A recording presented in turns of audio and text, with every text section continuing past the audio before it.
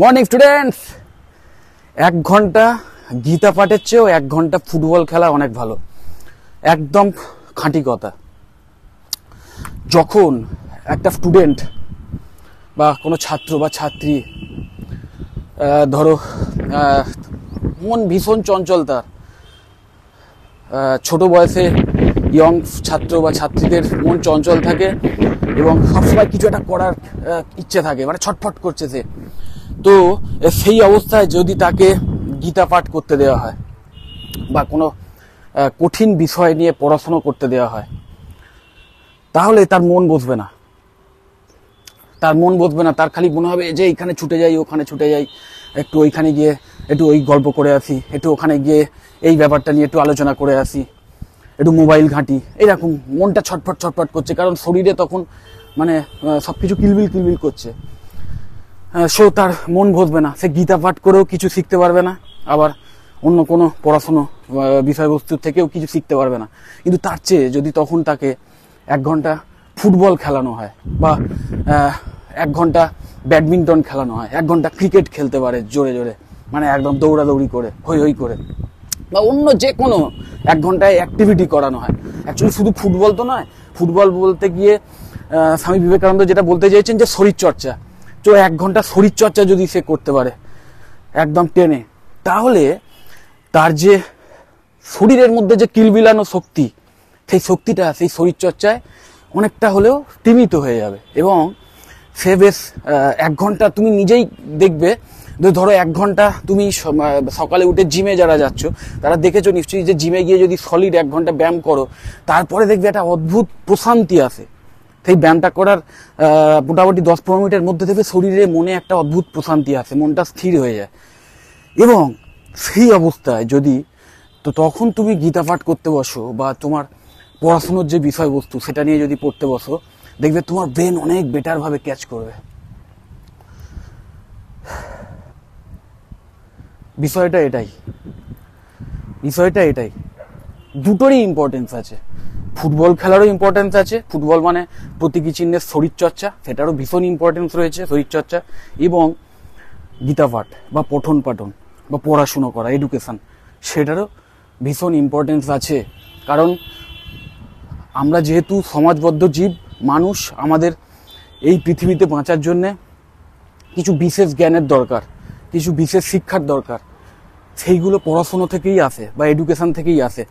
সেই এডুকেশন আমরা কখনোই ঠিকভাবে নিতে পারবো না, আমাদের মন কখনোই সেই এডুকেশন নেওয়ার জন্য প্রস্তুত থাকবে না যদি না আমাদের শরীর ফিট থাকে। তো শরীর ফিট করার জন্য অবশ্যই আমাদের প্রতিদিন শরীরচর্চাও করতে হবে। এবং সেই শরীরচর্চার পরে তুমি যে অদ্ভুত প্রশান্তি পাবে, সেই প্রশান্তি বা মনটা যখন শান্ত হয়ে যাবে, সেই অবস্থায় যখন যে কোনো বিষয় নিয়ে পড়াশোনা করতে বসবে, তখন তোমার সেই বিষয়বস্তুটা আত্মস্থ হবে অনেক বেশি তোমার আত্মস্থ হবে। এইটাই কিন্তু বলতে চেয়েছেন স্বামী বিবেকানন্দ। এটাই হচ্ছে মেন কথা। এবার উনি গীতার কথা কেন বলেছিলেন? কারণ স্বামী বিবেকানন্দের জীবন নিয়ে যারা একটু পড়াশোনা করেছো বা একটু জানো, তারা নিশ্চয়ই জানো যে স্বামী বিবেকানন্দের জীবনে গীতার একটা বিশাল বড় প্রভাব রয়েছে। কারণ গীতা শুধু ধর্মগ্রন্থ তো নয়, অ্যাকচুয়ালি গীতা হচ্ছে নলেজের ভান্ডার এবং দর্শন শাস্ত্রের ভান্ডার বলা যেতে পারে। মানে এখানে যে কোনো পরিস্থিতিতে কোনো মানুষ কিভাবে নিজেকে সামাল দিতে পারে বা নিজেকে কিভাবে সেই পরিস্থিতি থেকে নিজেকে বার করে এনে আবার মানে শক্ত সমর্থভাবে তৈরি করে নিতে পারে, তার কিন্তু একদম প্র্যাকটিক্যাল নলেজ দেওয়া আছে গীতার ছত্রে। এবং শুধু তাই নয়, এমন অনেক কিছু নিয়ে আলোচনা আছে যেটা হয়তো আপাত দৃষ্টিতে দেখতে গেলে অলৌকিক বা খুব অস্বাভাবিক মনে হবে, যেটা বিশ্বাসের বাইরে চলে যেতে পারে। কিন্তু সেই জায়গাটা যদি বাদও দেওয়া যায়, তাহলেও কিন্তু মাথায় রাখবে যে গীতাতে এমন কিছু প্র্যাকটিক্যাল নলেজ নিয়ে আলোচনা আছে যে নলেজটা কিন্তু প্রত্যেকটা মানুষেরই কিন্তু জানা দরকার। তার মধ্যে খুব বেসিক কিছু কথাবার্তা যেগুলো কিন্তু একদম মানে চলতি কথা হয়ে গেছে, যেমন কর্ম করে যাও, ফলের আশা করো না, বা কর্মান্নি অধিকারশ্চে না ফলসি কদাচনা, মানে তোমার কর্মে অধিকার আছে, কিন্তু ফলে নেই। এই যে কথাগুলো, এইগুলো মানে একদম যে কোনো মানুষের সাফল্যের আপ্তবাক্য এটাই কিন্তু, যে কাজ করে যাও, মন দিয়ে কাজ করে যাও, ফল নিয়ে চিন্তা করো না। মানে সোজা কথায় কি, ফেলিওর হবে না সাকসেস পাবে সেটা নিয়ে চিন্তা না করে কাজ করে যাও। এবং দেখা গেছে যারা এই মেন্টালিটি নিয়ে কাজকর্ম করেছে, সে জানতে হোক কি অজান্তে হোক, যারা এই মেন্টালিটি নিয়ে কাজ করে গেছে এবং যতবার ফেলিওর এসছে আবার সে চেষ্টা করেছে। নিশ্চয়ই তোমরা জানো, ট্রাই অ্যান্ড ট্রাই, নিশ্চয়ই তোমরা জানো যে মানে ফেল না করে বা মানে ফেলিওরে ভয় না পেয়ে বারবার ট্রাই করে যাও, তাহলে সাকসেস আসবেই।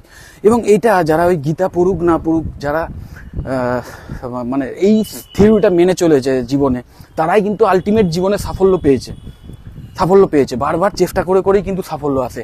একবারে নাও আসতে পারে, দুবারেও না আসতে পারে, 10 বার 12 বার যতবার ট্রাই করবে তোমার কিন্তু সাফল্য আসার চান্স তত বাড়বে। এইটাই ওই সামান্য ছোট্ট একটা লাইনে লেখা আছে। সো আর গীতাতে এমন অনেক কিছু আছে যেটা হয়তো আমরা অবিশ্বাস করি বা যেটা হয়তো মানে অলৌকিক মনে হয়। দেখো, মাথায় রাখবে, আমরা নিজেরাও, আমি কখনোই মনে করি না যে চোখ বন্ধ করে সবকিছু বিশ্বাস করে নেওয়া উচিত বা চোখ বন্ধ করে অন্ধভাবে সবকিছু বিশ্বাস করে নেওয়া উচিত। কিন্তু নিজের যুক্তি, বুদ্ধি, তর্ক এইগুলো বিচার বিবেচনা করে যদি তোমার মনে হয় যে না এটা নেওয়া উচিত, তাহলে অবশ্যই নেওয়া উচিত। কিন্তু কখনোই কোনো একটা বিষয়ে নিয়ে একদম মানে কনফার্ম হয়ে যাওয়া যে এটাই ঠিক বাকি সব ভুল, এইটা কিন্তু এইটা যখনই তুমি ভাববে, তোমার মাথায় যখন চলে আসবে না যে আমি সব জেনে গেছি, আমি সবটাই জেনে গেছি, আর কিছু জানার নেই, এবং আমি যেটা জেনেছি এটাই ঠিক, বাকি সব কিছু ভুল, এইটা যেদিনকে তুমি জেনে গেছো সেদিনকেই তোমার দি এন্ড হয়ে গেল। সবসময় ব্রেন খোলা রাখতে হবে, জ্ঞান যাতে আসতে থাকে, নলেজ যাতে আসতে থাকে, তার জন্যে মস্তিষ্ক খোলা রাখতে হবে। সেই জ্ঞান এলে সেটাকে নিজের যে বুদ্ধি বিবেচনা সেটা দিয়ে বিশ্লেষণ করে তারপরে তোমার ঠিক করতে হবে যে সেই জ্ঞানটা তুমি আরোহণ করবে, সেখান থেকে কিছু শেখার আছে আদৌ, তোমার কি কিছু নেওয়ার আছে কি নেওয়ার নেই, সেটা তারপরে করতে হবে। কিন্তু তুমি যদি সেটা মানে দেখার আগেই বা সেটা পড়াশুনো করার আগেই বা সেটা বিচার বিশ্লেষণ করার আগেই যদি ভেবে নাও যে আমি তো যা জেনে গেছি এটাই ঠিক, এটা তো ভুল, আমি শিওর জানি একদম, এটা হতেই পারে না, এরকম যদি ভেবে নাও তাহলে কিন্তু দি এন্ড হয়ে গেল। সো আমি ওই বিশ্বাস বা অবিশ্বাস এইসবের জায়গায় যেতে চাইছি না, ওগুলো যে যার নিজস্ব ব্যাপার। আর বিশ্বাস জিনিসটা এমন জিনিস, অবশ্যই সেটা যে যার নিজস্ব ব্যাপার। প্রত্যেকটা মানুষের নিজের ধর্মের প্রতি বা নিজের মানে বিশ্বাসের প্রতি প্রতিটা মানুষেরই কিন্তু অন্যদের বিশ্বাস বা অন্যদের ধর্মের প্রতি সম্মান শ্রদ্ধা থাকা উচিত, এবং তার নিজের ধর্ম বা নিজের যে বিশ্বাস তার উপরও সম্মান শ্রদ্ধা থাকা উচিত। কখনোই অন্যের ধর্ম বা অন্যের মানে যা বিশ্বাস সেটাকে কখনোই আঘাত করা উচিত নয়।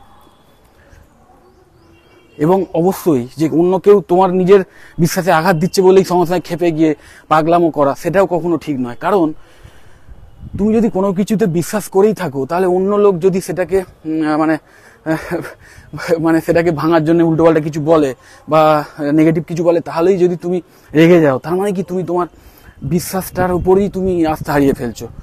মানে তুমি শিওর নয়, যে তুমি নিজেও শিওর নয় যে তুমি যেটা ভাবছো সেটা ঠিক কি ঠিক নয়। সেই জন্য আমি সবসময় মনে করি নিজের বিশ্বাস নিজের কাছে রেখে সবসময় নিজেকে সমৃদ্ধ করে যাওয়ার চেষ্টা করতে হবে। সব কিছু থেকেই, যে কোনো ধর্ম থেকেই, যে কোনো ধর্মগ্রন্থ থেকেই, যে কোনো পড়াশোনার বই থেকে, সব কিছু থেকেই কিন্তু নলেজ নেওয়ার আছে, অনেক কিছু শেখার আছে, নিজেকে সমৃদ্ধ করার আছে।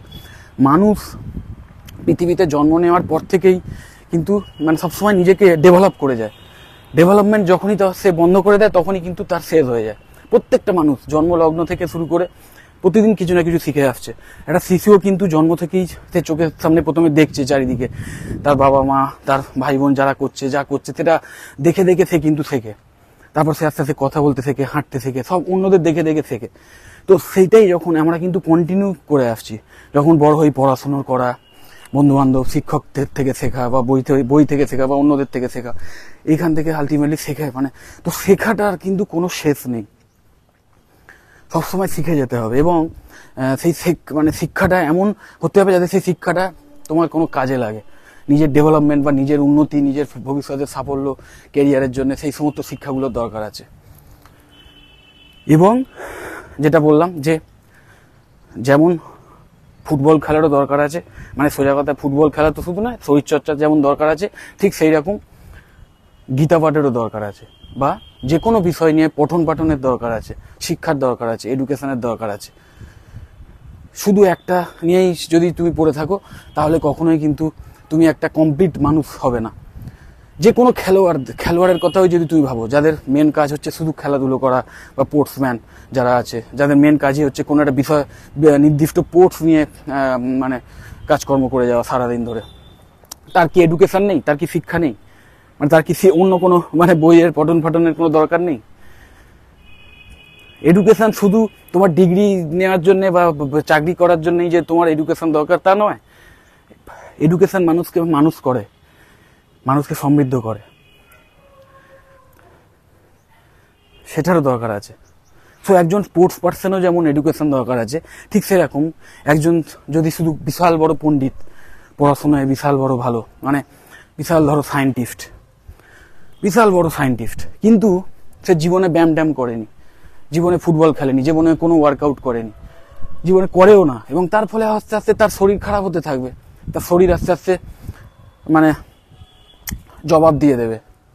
সে যেটা ভাববে, সে তার ভাবনা চিন্তাগুলো আস্তে আস্তে বদ্ধ হয়ে যাবে। কারণ শরীর এবং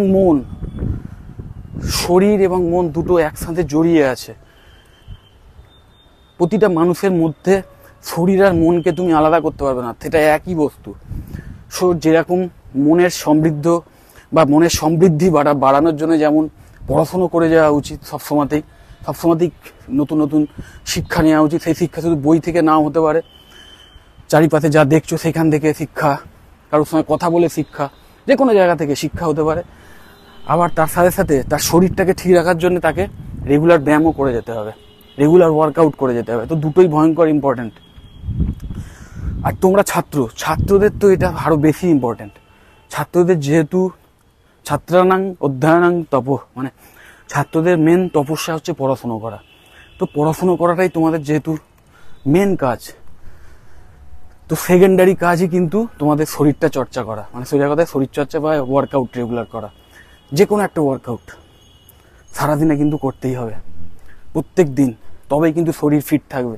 শরীর ফিট থাকলে ব্রেনও একদম সুন্দর ফাংশন করবে। আর ব্রেন যদি ঠিকমতো ফাংশন করে তাহলে তোমার যে পড়াশুনো সেটাও একদম নিখুঁত হবে, যা শিখবে মনে থাকবে, আত্মস্থ হবে, চট করে বুঝতে পারবে, এবং সেটাকে এক্সিকিউট করতে পারবে। যখন কাজের দরকার হবে, পরীক্ষার সময়তেও যেটা শিখেছো, যেটা বুঝেছো, সেটা ঠিকমতো লিখতে পারবে। এবং ভবিষ্যতে চাকরির সময় যখন ইন্টারভিউ দেবে, তখন সেই ইন্টারভিউর সময়তেও তোমার যে শিক্ষাটা, সেটা তোমার কথায় প্রকাশ পাবে। শুধু শিখলেই তো হবে না, সেই শিক্ষাটাকে তোমাকে কাজে লাগাতে হবে, লোককে জানাতে হবে যে তুমি জানো।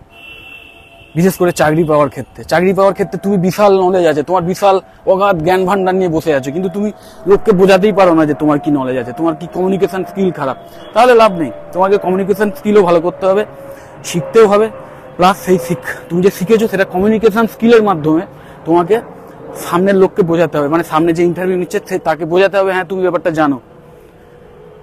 জানো, সেটা তাকে বোঝাতে হবে। তুমি নিজে জানো যে তুমি জানো, কিন্তু সামনে যে বসে আছে তাকেও তো বোঝাতে হবে। তো প্রচুর এরকম ক্যান্ডিডেট আছে, আমি জানি, তারা বলে যে স্যার আমি জানি সবই, কিন্তু ইন্টারভিউতে গিয়ে ভুলে গেছি, বা বলতে পারিনি, বা কথা বলিয়ে ঠিক মতো বোঝাতে পারিনি, ঘাবড়ে গেছি। ওইরকম করলে হবে না। ওকে, তো প্রথম কথা এইগুলো করার জন্য কিন্তু তোমাদের দুটোই দরকার, যেটা বললাম যে এডুকেশনেরও দরকার, ফিটনেসেরও দরকার, ওয়ার্কআউটেরও দরকার, রেগুলার। তবেই কিন্তু তোমার ব্রেন সবসময় শার্প থাকবে, তোমার মধ্যে কনফিডেন্স থাকবে। কনফিডেন্স বিল্ড আপ তখনই হয় যখন কোনো মানুষ মানে নলেজও তার মধ্যে থাকে, প্লাস তার সাথে সাথে তার শরীরটাও ফিট থাকে। তবেই কিন্তু একটা মানুষ কনফিডেন্ট হয়, একটা মানুষ একদম কনফিডেন্ট থাকে, আত্মবিশ্বাসী থাকে, এবং তখনই সেই ইন্টারভিউতে গিয়ে হোক বা যে কোনো কাজ করার সময়তে তার যে শিক্ষাটা বা তার ভেতরে যে নলেজ আছে সেটাকে সে ঠিকমতো ইমপ্লিমেন্ট করতে পারে। যাই হোক, ভিডিওটা আর বেশি বড় করবো না। আজকে কোনো পার্টিকুলার কোর্স নিয়ে আলোচনা করলাম না। যদি কোনো কোর্স নিয়ে আলোচনা চাও, সেটা যদি জানতে চাও যে কোনো পার্টিকুলার, বিশেষ করে যারা 11-12 পড়ছো, ভবিষ্যতে কোন কোর্স নিয়ে পড়াশোনা করলে তোমাদের জন্য ভালো চাকরির সুযোগ আসতে পারে, সেটা নিয়ে যদি আলোচনা করতে চাও বা জানতে চাও, অবশ্যই আমাকে কল করো বা হোয়াটসঅ্যাপ করো, বা সেই নিয়ে যদি ভিডিও চাও আমাকে কমেন্ট করে জানিও, আমি অবশ্যই ভিডিও করব। আর আশা করি নতুন বছরে নতুন আশা নিয়ে তোমরা সাফল্যের দিকে এগিয়ে চলেছো। টাটা। ভিডিওটা ভালো লাগলে কিন্তু অবশ্যই শেয়ার করে দিও, আর চ্যানেলটা যদি সাবস্ক্রাইব না করে থাকো অবশ্যই সাবস্ক্রাইব করবে। টাটা।